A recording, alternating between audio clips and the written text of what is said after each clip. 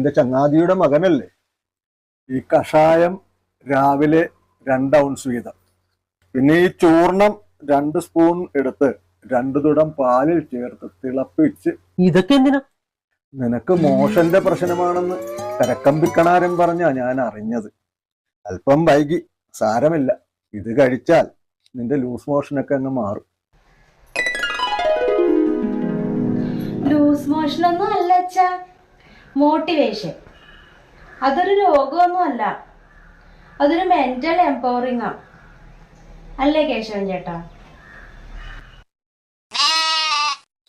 ശിവ ശിവ, മെന്റലോ?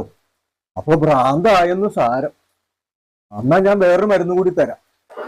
മുട്ടനാടിന്റെ മൂത്രത്തിൽ നെല്ലിക്ക ചേർത്ത് അരച്ച് കഴിക്കണം. എനിക്കൊരു കുഴപ്പമില്ല. അതൊക്കെ പോട്ടെ, എന്നോട് ഇവിടെ സഹായത്തിന് നിൽക്കാൻ പറഞ്ഞില്ലായിരുന്നു.